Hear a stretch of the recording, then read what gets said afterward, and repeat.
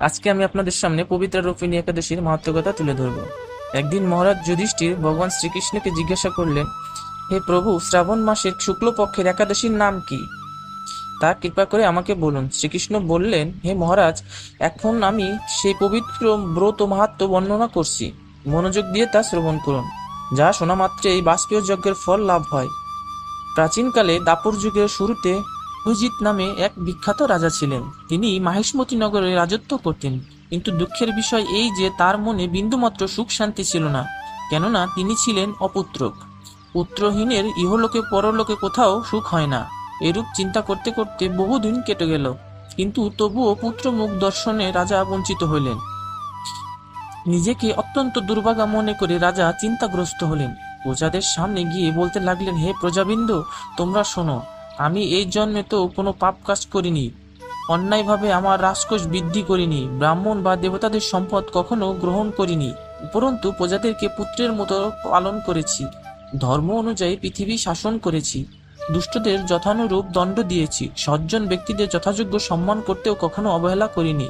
তাই হে ব্রাহ্মণগণ, এই প্রকার ধর্মপথ অবলম্বন করা সত্ত্বেও কেন আমার পুত্র লাভ হলো না, তা আপনারা কৃপা করে অনুসন্ধান করুন।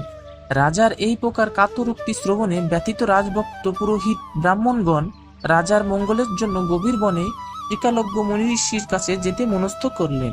বনের মধ্যে ঋষিদের আশ্রম সকল দেখতে দেখতে তারা এক মুনির সন্ধান পেলেন। তিনি দীর্ঘায়ু, নীরোগ ও নিরাহারে ঘোর তপস্যায় মগ্ন ছিলেন। সর্বশাস্ত্র বিশারদ, ধর্মতত্ত্বজ্ঞ ও ত্রিকালজ্ঞ সেই মহামুনি লোমশ নামে পরিচিত। ব্রহ্মার এক কল্প অতিবাহিত হলে মুনিবরের গায়ের একটি লোম পরিত্যক্ত হতো। এই কারণে এই মহামুনির নাম লোমশ। তাকে দেখে সকলেই ধন্য হলেন।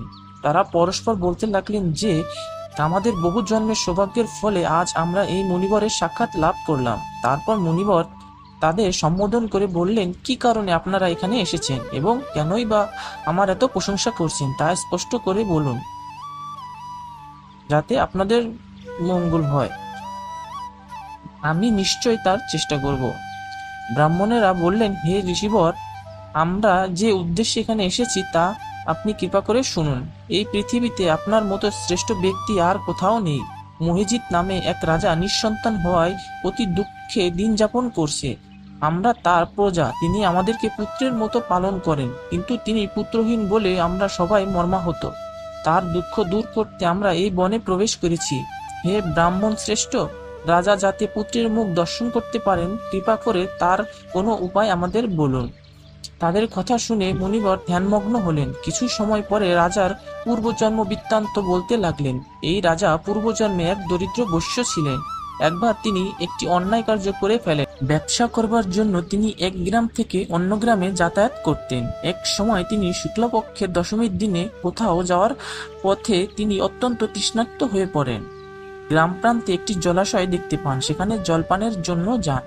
সেই সময় একটি গাভীছানা জলপান করছিল। তাদেরকে তাড়িয়ে দিয়ে তিনি নিজে জলপান কাজে লাগলেন।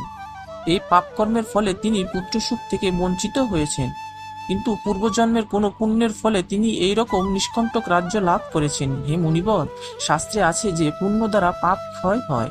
তাই আপনি এমন একটি পুণ্য ব্রতের উপদেশ করুন যাতে তার প্রারব্ধ পাপ দূর হয় এবং আপনার অনুগ্রহে তিনি পুত্র সন্তান লাভ করতে পারেন। লোমশ মুনি বললেন, শ্রাবণ মাসে শুক্লপক্ষের পবিত্র রোপিণী একাদশী ব্রত অভীষ্ট ফল প্রদান করে। আপনারা যথাবিধি তা সকলে পালন করুন। লোমশ মুনির উপদেশ শুনে আনন্দ চিত্তে গৃহে প্রত্যাবর্তন করে তারা রাজাকে সে সকল কথা জানালেন। তারপর সকলে মিলে মুনির নির্দেশ অনুসারে ব্রত পালন করলেন। তাদের সকলের পুণ্য ফল রাজাকে প্রদান করলেন। সেই পুণ্য প্রভাবে রাজমহিষী গর্ভবতী হলেন। উপযুক্ত সময়ে বলিষ্ঠ, সর্বাঙ্গ সুন্দর এক পুত্র সন্তানের জন্ম দান করলেন। ভবিষ্যোত্তর পুরাণে এই মাহাত্ম্য বর্ণিত হয়েছে। এই ব্রত মাহাত্ম্য যিনি পাঠ বা শ্রবণ করেন, তিনি সমস্ত পাপ থেকে মুক্ত হবেন এবং পুত্র সুখ ভোগ করে অবশেষে দিব্যধাম প্রাপ্ত হবেন। সুতরাং আমরা সবাই ভক্তি ভরে এই একাদশী ব্রত পালন করব। হরে কৃষ্ণ।